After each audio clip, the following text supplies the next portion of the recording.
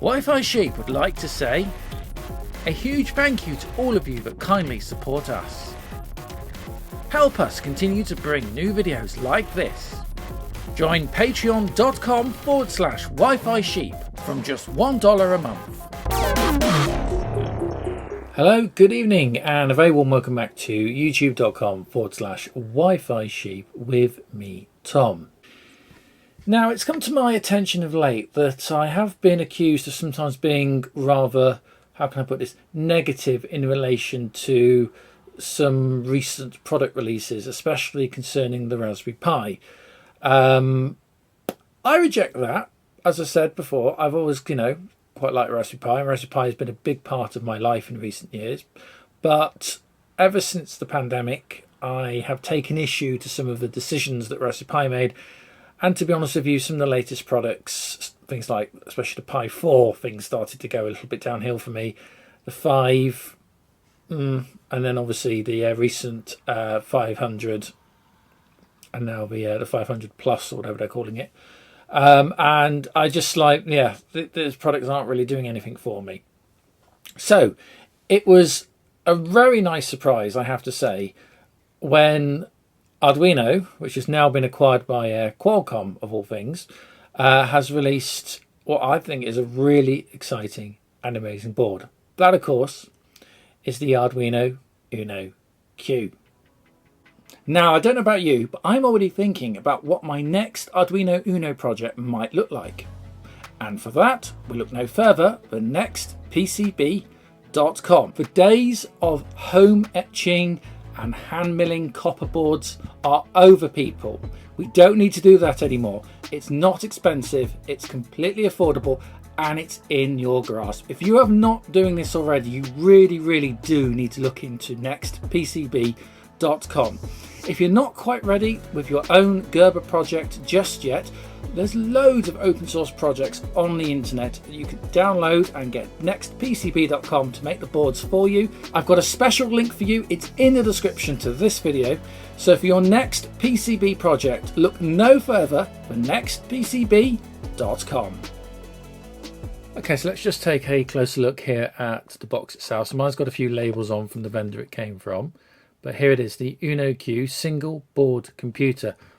Note that because it's very interesting, actually, that we've gone from being purely microcontrollers to being an actual single board computer in line with what Raspberry Pi can do and is meant to do.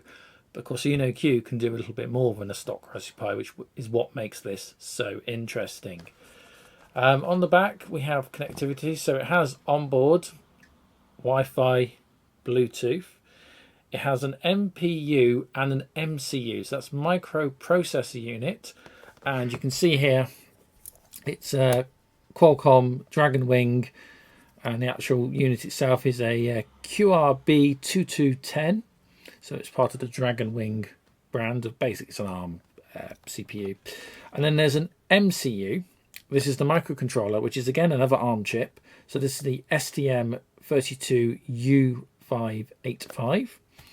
So memory is 2 GB of onboard RAM. They are going to do a 4 gig version apparently, but this is a 2 gig version.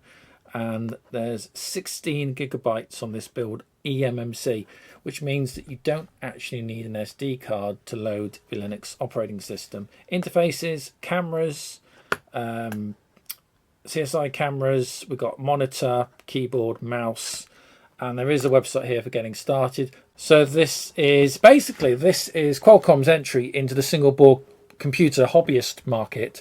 What better way to enter the market than to buy Arduino and basically make a microcontroller that's also a quite powerful and capable single board computer.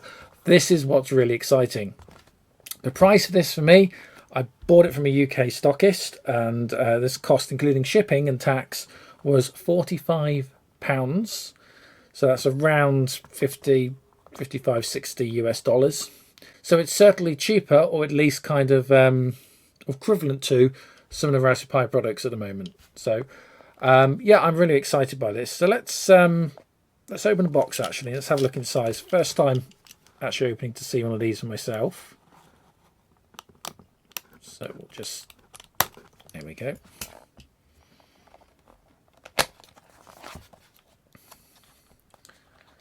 So you get, there we are, we get a little bit of something. Thank you for choosing an Arduino board, and it gives you, it's got a little manual, little paper slip manual, which is good. And in the obligatory anti-static bag, it's got some tape on.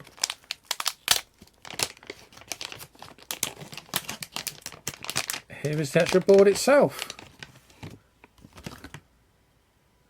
And here is a Arduino UnoQ. And you can see off the back here, so we have, I'm going to point to stuff incorrectly now. So this is the MCU. That, I believe, is the MCU MPU, microprocessor unit. That's the MCU, microcontroller unit. This is the RAM. So you can probably tell that's the RAM block. We've seen these sort of things before. So that's the 2 gig of DDR RAM. If we flip the board upside down, that, I believe, is the eMMC. That's a thing. What's that? Or is that the MCU? I may have got some of these the wrong way around, but anyway, you get the gist. What's also interesting, what's very different, is you have these what they're calling high-speed pins. So I'm guessing they're imagining there's going to be some kind of daughter board that this can sit in, which is kind of exciting. We have a power button, not a reset button, interestingly, but a power button this time. We still have the analog and digital pin headers labelled, as you'd expect. So, yeah, that's fine. And apparently this is pin compatible and also voltage compatible with existing Arduino Uno shields. So everything there is kind of as you'd expect it to be, including UART. So TIX and RX UART. For comparison, I actually have, this is a clone Uno board, so which wants to be that way around on its silk screen, but you can see actually that the two are actually in the footprint. Yeah, they're exactly the same size. The pinout is exactly the same. So when they said this is truly is a, an Uno footprint, it's very different architecture. So it's only really Uno in name. This one is a sort of true 8-bit Uno with the Atmel chip on board. But so this is a clone, and this is the new Q. So the thing that interests me probably most about the Q is the fact that it is a Linux running single board computer as well as a microcontroller. And that's the thing I really want to test out. So I'm going to flip this round. Now, to do that, we need a few bits of external hardware to run it as a single board computer. So first thing we're going to need is we actually need a USB powering hub. And I bought this very cheaply everywhere. There is a suggested one basically off the Arduino website, but it's about $45 or something. It's quite expensive. I bought this for about £9 off Amazon. It's actually designed for USB, sort of like MacBooks and things that use USB-C. So it has the power capability. It's got, in this case, got two USB 2. Was it 2 or 3? Well, one USB 3, one USB. That's a bit bad to be having that in blue if it's USB 2. Anyway, SD card media, and most importantly, it has a HDMI video out on the end. So if we plug that into here, okay. I guess might all go a bit off the screen, but there we are. So I'm going to use a Raspberry Pi 4 power supply because these actually were USB-C as well, and it will give us the 5 volts we need. So I'm going to plug that into the hub, and I'll plug that over into the wall. I've got a HDMI cable here, and I'm going to plug that just off screen onto my capture card input. And unplug that. So things are going absolutely everywhere at the minute. Might just need to zoom out a moment. Okay, there we are. You can kind of see what's going on now. So yeah, so hub is in. Here's the board. And then obviously we're going to need a USB keyboard. So I've just got these cheap generic keyboards that I use pretty much for everything. So plug USB keyboard in. And we're also going to need a mouse. Again, a very cheap mouse should be fine. So we'll plug a mouse in as well. And that should be it. So power, video, mouse, keyboard, all into the one USB socket on the actual Arduino Q. So if we power up, okay, lights on. Oh, animation. I don't know if you can see that. There's an actual little animation going on. Let's go over to capture and see what's happening. Not a huge amount at the moment. Oh, there's a kernel of some sort. This is a good sign. I have plugged into a 4.3 monitor, which is why it may have gone into 4.3. So, okay, so it's asking me to change the password, so I'm just going to do that now. And I'm going to hit login.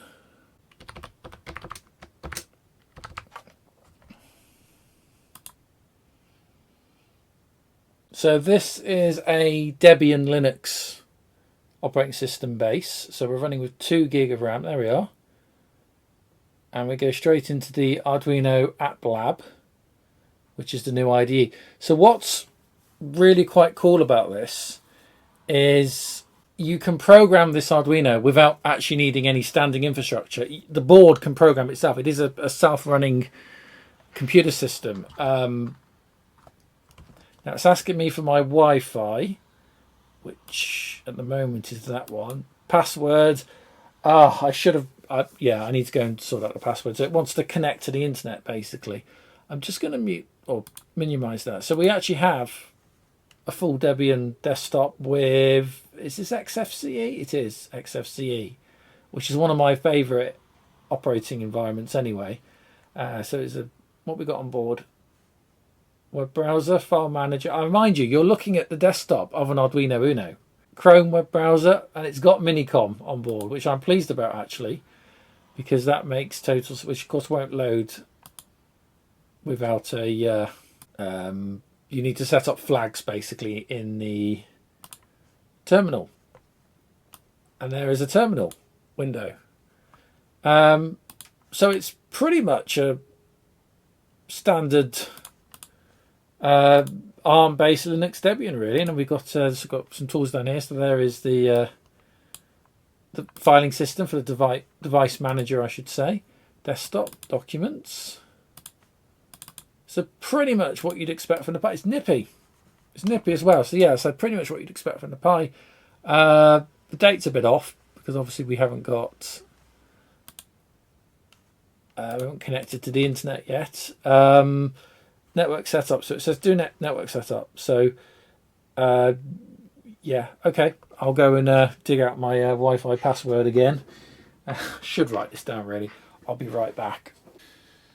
Okay, so that's my network password. So we'll just continue.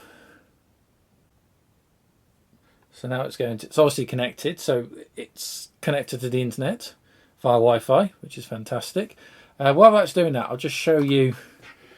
Again, we need to turn some lights down really, because it's going to be a bit blinding for you to see this. So let me just so you can. This is going to upset things quite a lot. But let me just turn the lights off. There we are.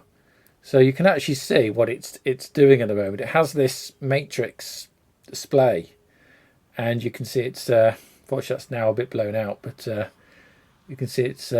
Doing a sort of heart thing at the moment, but this is completely programmable as well. So the board, I suppose a little bit like the BBC Microbits, it has this matrix display actually just on the board as a standard, which could be used for some kind of visual communication. You know, you'd have quite large text font on it, but even that in itself, you know, is quite interesting.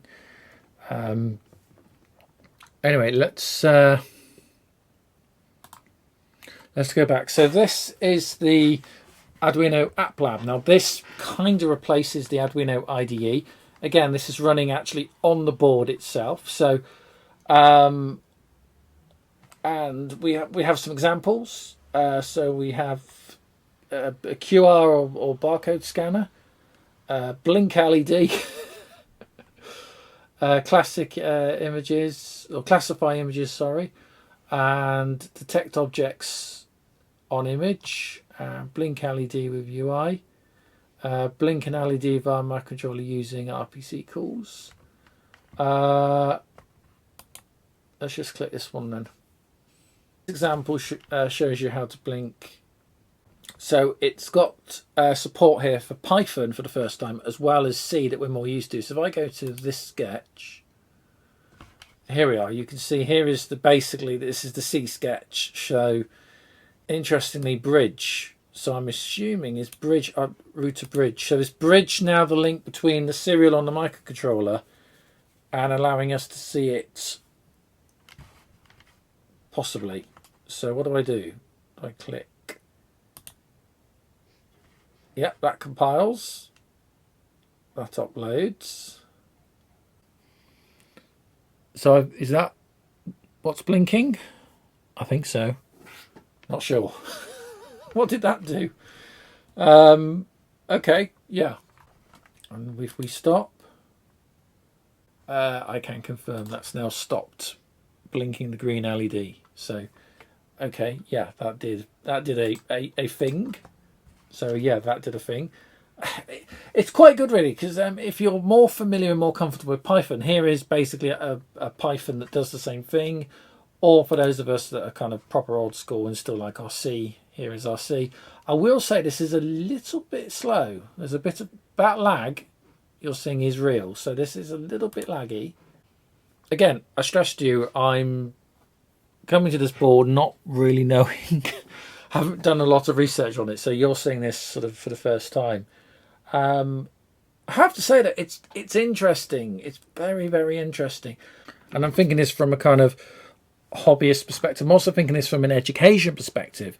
One of the big issues we've had, especially with using these, is that you need the IDE, you need a PC, you need a infrastructure to do it. And sometimes even you've got the computers, such as at work, we don't have the admin rights to actually install the software. So a lot of the times we are struggling with these.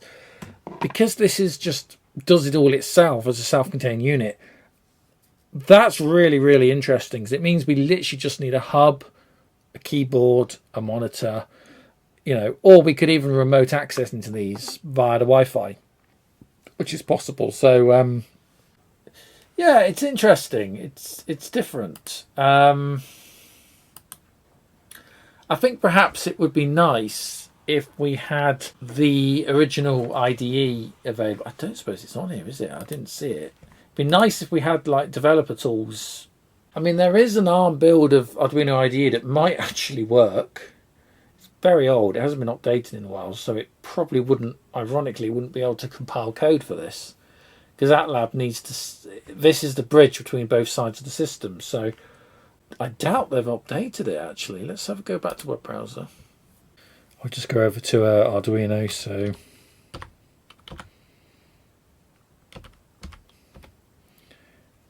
.cc, remember that. Now I've been having this problem with their website that it won't let you accept. It's actually struggling to show its own website. It's being a bit slow. Yep, there it goes. Crunch. Okay. I really wanted to see if we could get to the IDE and what downloads there were. Let's see if we can just go in through the back door. There we are. Okay, so App Lab, which is obviously what we've just been attempting to look at. And this is the classic IDE. Yeah, so this is the ironic thing. So there is a Linux image, but you can see here it's x86 64. So basically it's Intel PC chipsets. Not ARM chips, which this device is running. So there isn't actually as far as I can tell, an actual ARM version of the classic IDE, which a lot of us are going to be more comfortable working with. And we're meant to use MacLeod, which you can see here, Windows, Chromebook builds, mobile builds. This is the Arduino flasher tool. So this is easily flash Linux images. So what's interesting with this, here we are, so ARM download, Linux ARM download, Linux Windows, Mac OS. Yeah, so it is actually possible to reflash new or potentially custom Linux images to the microprocessor side of this board. You can almost say they've gone almost very Raspberry Pi in what they're trying to do here. So, but it would be nice and a bit ironic that we don't have a classic IDE. I would have thought you'd had a classic IDE available. Okay, so conclusions. Yeah, very interesting. Not quite what I expected, but I am a very early, user of this. So obviously there's going to be updates. Things are going to change a little bit. So I'll give it a little bit of time just to kind of, bed in. I need to have a play with this really just to see what it can do. The 2 gig version might be a little on the slow side. They even on their own documentation, they seem to be recommending the 4 gigabyte version. So we'll see. But it's certainly a very interesting device. And I think there's a huge amount of possibilities with just the Linux kernel running on its own as a single board computer. This device is an Uno in form factor and name only, but this device truly blurs the sort of boundary, if you like, between a microcontroller and a single board computer. We've had products and things like ESP32s running Windows, and we've had Raspberry Pi Pico 2040s running Mac OS, and we've had other stuff that's come very close to kind of blurring the line. This product kind of out of the box really generally does, because it is Qualcomm's entry into the single board computer market by acquiring Arduino, going with the Arduino brand and bringing Arduino up to the same power spec and capability of Raspberry Pi. That for me is extremely interesting, and to be honest with you, this sort of product is kind of what I was hoping that Raspberry Pi 5 was going to be. The blend of a microcontroller and a single board computer microprocessor, a Linux kernel, a desktop environment, but also being able to be and run as a genuine microcontroller. Okay, we're going to leave that there for tonight. Before I go though, just a quick reminder that I'm going to be exhibiting at this year's Cambridge Retro Computer Festival. That's happening at the Centre for Computer History in Cambridge, England. It's going to be, it's coming up real soon actually. It's coming up on November the 15th and 16th, 2025. Be great to see you down there if you can make it. Do come and support the museum. There's lots of fantastic people and fantastic exhibits. This year it's a gaming theme, so I'm going to be there for both days, both the Saturday and Sunday. I'm going to be there exhibiting some of the content you've seen, including my new rebuild RISC PC from our Rotten Acorns series, among a few other things. So it'd be great to have your company. Do come down, do join. Details to that are in the description to this video. Tickets are now on sale and available. If you haven't done so already, please do consider liking and subscribing to me here on Wi-Fi Sheep. Your continued support really does mean so much to me, and it kind of helps me carry on kind of creating these content and videos. So it really, really is appreciated. As I said, please do consider liking and subscribing, and hope to see you real soon right here on the channel. Until next time, bye for now.